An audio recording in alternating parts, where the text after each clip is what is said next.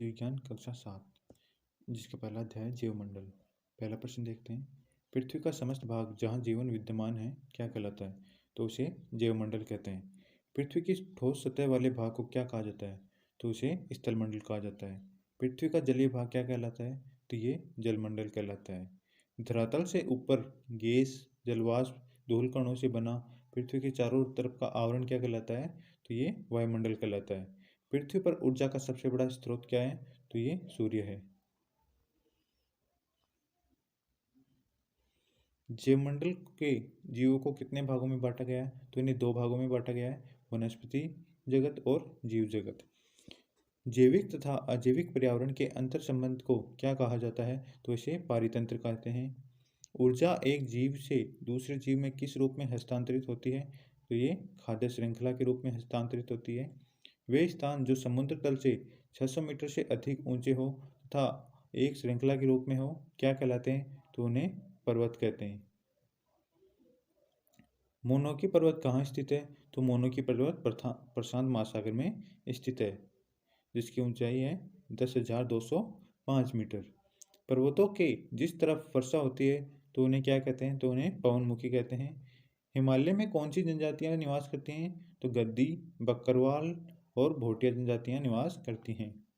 प्राकृतिक रूप से एक धारा के रूप में बहने वाला जल क्या कहलाता है? तो इसे नदी कहते हैं। केवल वर्षा ऋतु में ही बहने वाली नदियां क्या कहलाती हैं? तो इन्हें मौसमी नदियां कहते हैं। स्थल का वह भाग जहाँ मुख्य नदी व उसकी सहायक नदियां बहती हैं क्या कहलाता है? तो उसे एक बेसिन कहते हैं। समुद्र के किनारे का स्थल भाग क्या कहलाता है? तो उसे तट कहते हैं। एक ऐसा स्थलीय भाग जो चारों ओर से जल से घिरा होता है तो उसे द्वीप कहा जाता है। दुनिया का सबसे बड़ा नदी द्वीप कौन सा है? तो ये मांजुली नदी द्वीप है जो ब्रह्मपुत्र नदी में असम में स्थित है। ऐसा स्थान जो तीन ओर से पानी से घिरा हो क्या कहलाता है? तो इसे प्रायद्वीप कहते हैं। दूसरा अध्याय हमारा वायुमंडल और जलवायु। किस गैस के उपयोग पौधे अपने भोजन निर्माण में करते हैं? तो कार्बन डाई गैस का उपयोग पौधे अपने भोजन निर्माण में करते हैं। किस गैस की मात्रा में वृद्धि होने से पृथ्वी का तापमान तेजी से बढ़ रहा है? तो कार्बन डाइऑक्साइड की अधिकता के कारण पृथ्वी का तापमान तेजी से बढ़ रहा है। पृथ्वी के तापमान में हो रही वृद्धि से कौन सी समस्या उत्पन्न हो रही है? तो भूमंडलीय तपन या ग्लोबल वार्मिंग पृथ्वी के तापमान में समस्या उत्पन्न हो रही है। वायुमंडल में विद्यमान गैसीय जल क्या कहलाता है? तो उसे जलवाष्प कहते हैं।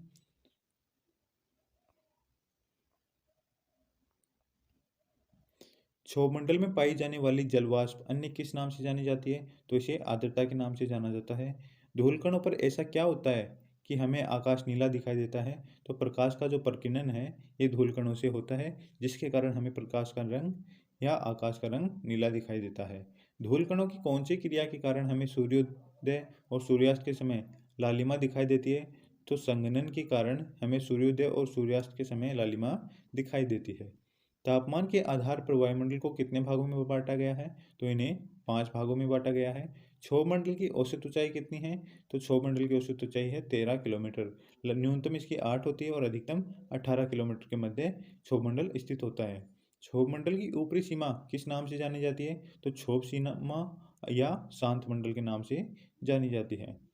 वातावरणीय घटनाएं जैसे बादल, वर्षा, तूफान आदि कहाँ होते हैं? तो ये क्षोभमंडल में होते हैं। समताप मंडल वायुमंडल के में किस ऊंचाई तक है? तो ये 50 किलोमीटर तक है समताप मंडल। ओजोन गैस किस मंडल में पाई जाती है? तो ओजोन गैस समताप मंडल में पाई जाती है।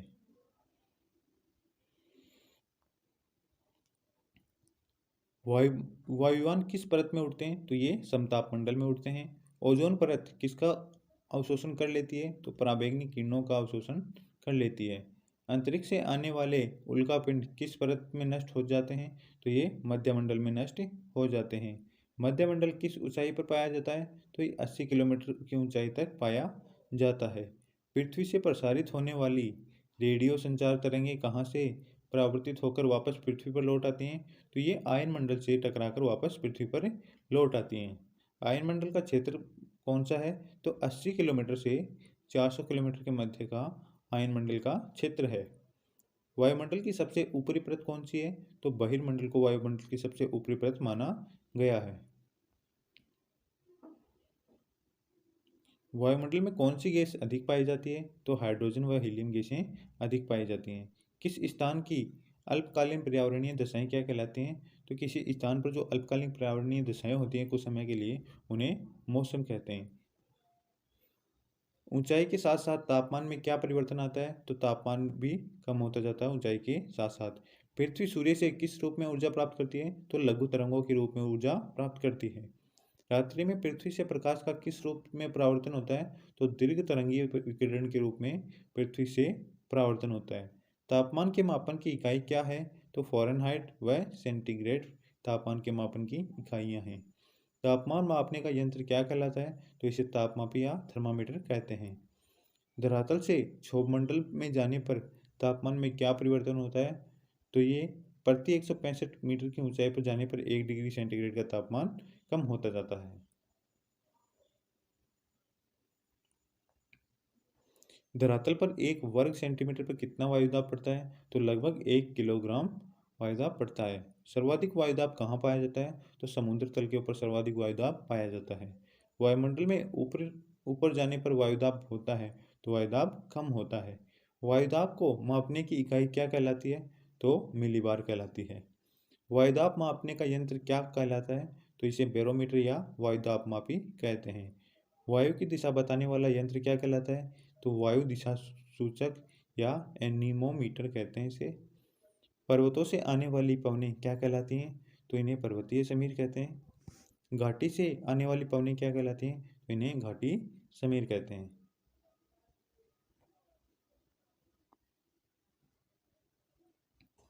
उच्च वायुदाब से निम्न वायुदाब की ओर बहने वाली वायु क्या कहलाती है? तो इसे पवन कहते हैं। पवनें किस प्रकार की होती हैं? तो पवनें 3 प्रकार की होते हैं: स्थायी, सामयिक या मौसमी, और तीसरे स्थानीय पवनें।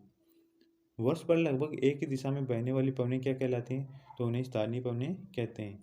स्थानीय पवनें कितने प्रकार की होती हैं? तो ये 3 प्रकार की होती हैं: व्यापारिक पवनें, पछुआ पवनें और ध्रुवीय पवनें। वे पवनें जो ऋतु अथवा मौसम के अनुसार अपनी दिशा परिवर्तन करती रहती हैं, उन्हें क्या कहलाते हैं? तो वे मौसमी या सामयिक पवनें कहलाती हैं। किसी छोटे क्षेत्र में वर्ष या दिन के विशेष समय में चलने वाली पवनें क्या कहलाती हैं? तो इन्हें स्थानीय पवनें कहते हैं। रॉकी पर्वत के क्षेत्र में चलने वाली स्थानीय पवन किस नाम से जानी जाती है? तो उन्हें चिनूक कहते हैं। यूरोप में चलने वाली स्थानीय पवन किस नाम से जानी जाती है? तो इसे फोहन या मिस्ट्रल कहते हैं। वायुदाब में उपस्थित भाप रूपी जल क्या कहलाता है? तो इसे आर्द्रता कहते हैं। वर्षा कितने प्रकार की होती है? तो वर्षा 3 प्रकार से होती है: संवहनीय पवनों से, पर्वतीय पर्वतों के कारण और चक्रवातों के कारण। विश्व में औसत वार्षिक वर्षा कितनी होती है? तो औसत वार्षिक वर्षा 17 सेंटीमीटर होती है। विश्व में सर्वाधिक वर्षा वाला क्षेत्र कौन सा है? तो विषुवत क्षेत्र सर्वाधिक वर्षा वाला क्षेत्र है जहाँ पर 200 सेंटीमीटर से अधिक की वर्षा होती है। समुद्रों के तटीय क्षेत्रों में जलवायु कैसी रहती है? तो वहाँ पर सम जलवायु रहती है। निम्न वायुदाब का केंद्र जिसके चारों ओर बाहर की ओर उच्च वायुदाब हो क्या कहलाता है? तो उसे चक्रवात कहते हैं। उच्च वायुदाब का केंद्र जिसके चारों ओर बाहर की तरफ और निम्न वायुदाब हो तो वहाँ पर प्रतिचक्रवात होगा। चक्रवात कितने प्रकार के होते हैं? तो चक्रवात 2 प्रकार के होते हैं: उष्णकटिबंधीय और उपोष्ण या शीतोष्ण कटिबंधीय। प्रति चक्रवातों की उत्तरी गोलार्ध में दिशा होती है तो दिशा घड़ी की सुई की दिशा में होती है, क्लॉक वाइज। प्रति चक्रवातों की दक्षिण गोलार्ध में दिशा क्या होती है? तो घड़ी की सुई के विपरीत होती है, एंटी क्लॉक वाइज।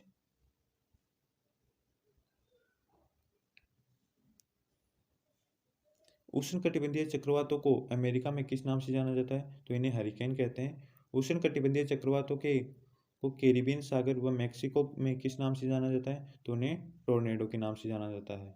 उष्णकटिबंधीय चक्रवातों को चीन व जापान में किस नाम से जाना जाता है? तो इसे टाइफून कहते हैं। उष्णकटिबंधीय चक्रवातों को ऑस्ट्रेलिया में विलिविलिन तथा बंगाल की खाड़ी में किस नाम से जाना जाता है? तो इसे चक्रवात कहते हैं। अगला अध्याय है हमारा 3 जिसका नाम है जल। विश्व के प्रमुख जल किनारे विकसित सभ्यताएं कौन सी हैं? तो इनमें है सिंधु जो भारत में है, ओंगो चीन में है, मेसोपोटामिया अरब में है, नील मिस्र में स्थित है, माया व एजेटिक ये उत्तर अमेरिका के मेक्सिको में स्थित है और इनका दक्षिणी अमेरिका में स्थित है। आप मानचित्र में भी देख सकते हैं कि विश्व की जो प्राचीनतम सभ्यताएं हैं वो जल किनारों के पास ही विकसित हुई हैं।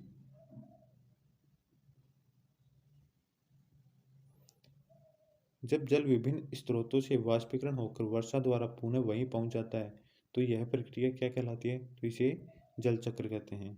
इसके अंदर जो पानी है वो सर्वप्रथम महासागरों से वाष्पीकृत होकर ऊपर की तरफ चला जाता है और बादलों के अंदर संघनन बनकर संघनित हो जाता है। उसके बाद वे पानी इन्हें दूसरे क्षेत्रों में ले जाकर वहाँ पर वर्षा करवाते हैं। तो वर्षा का जल झील या फिर मिट्टी के अंदर सोख लिया जाता है मिट्टी के द्वारा। उसके बाद में ये जल धीरे धीरे वापस से भूमिगत होकर महासागरों में चला जाता है और फिर वापस यही प्रक्रिया चलती रहती है। तो ये वर्षा की प्रक्रिया है, इसे एक जल चक्र कहते हैं। विश्व में सर्वाधिक वर्षा वाला स्थान कौन सा है? तो मासीराम व चेरापूंजी, जो कहाँ है? मेघालय के अंदर स्थित है। वहाँ पर सर्वाधिक वर्षा होती है। पृथ्वी पर मौजूद कुल जल का कितने प्रतिशत पीने योग्य है? तो कुल जल का 2.5% भाग ही पीने योग्य है। पृथ्वी की सबसे खारी झील कौन सी है? तो ये वान झील है जो तुर्की में स्थित है। मृत सागर किन देशों के मध्य स्थित खारे पानी की झील है? तो जॉर्डन व इजराइल के मध्य स्थित है ये। जल में खारेपन का कारण किसे माना जाता है? तो सोडियम क्लोराइड, मैग्नीशियम और कैल्शियम के साथ साथ अन्य जो लवणीय कारक हैं उनको माना गया है। अब अपन नदी के किनारे जो स्थित नगर हैं और जो महासागरों के तट पर और झीलों के किनारे स्थित नगरों के बारे में देखते हैं। तो जो दिल्ली नगर है ये यमुना नदी के किनारे है। इलाहाबाद गंगा और यमुना के संगम पर स्थित है। लंदन थेम्स नदी के किनारे स्थित है और रोम टाइबर नदी के किनारे, पेरिस सी नदी के किनारे स्थित है। अब देखते हैं अपन महासागरों के पास में जो तट हैं वहाँ पर कौन कौन से नगर स्थित हैं। तो मुंबई हिंद महासागर के तट पर स्थित है, चेन्नई भी हिंद महासागर और न्यूयॉर्क अटलांटिक महासागर के तट पर है, बीजिंग प्रशांत महासागर के तट पर और सिंगापुर प्रशांत महासागर के तट पर। अब कुछ झीलें हैं जो झीलों के किनारे जो नगर स्थित हैं उनके बारे में देखते हैं। अपना जो श्रीनगर है वो डल झील के किनारे स्थित है, पुष्कर झील के किनारे स्थित है, शिकागो मिशिगन झील के किनारे स्थित है, डुलुथ सुपीरियर झील के किनारे स्थित है और बफेलो इरी नदी के किनारे स्थित है। अब आगे देखते हैं राजस्थान के किस क्षेत्र में फ्लोराइड युक्त जल की समस्या होती है? तो शेखावाटी व दक्षिणी राजस्थान में भारत सरकार द्वारा जल प्रदूषण के संकट को ध्यान में रखते हुए क्या किया गया? तो प्रदूषण निवारण व जल नियंत्रण का कानून लाया गया 1974 में। गंगा की सफाई के लिए कौन सी योजना भारत सरकार द्वारा चलाई जा रही है? तो गंगा एक्शन प्लान और नमामि गंगे योजनाएं चलाई गई हैं। जल दिवस कब मनाया जाता है? तो 22 मार्च को मनाया जाता है। जल संरक्षण की विधियां बताई हैं तो बूंद बूंद सिंचाई, फव्वारा पद्धति, रूपटॉप जल संग्रहण विधि और एनीकट निर्माण विधि। भविष्य का सोना या नीला सोना किसे कहा गया है? तो जल को कहा गया है। व्यर्थ व बेकार पदार्थ क्या कहलाते हैं? तो इसे अपशिष्ट कहते हैं।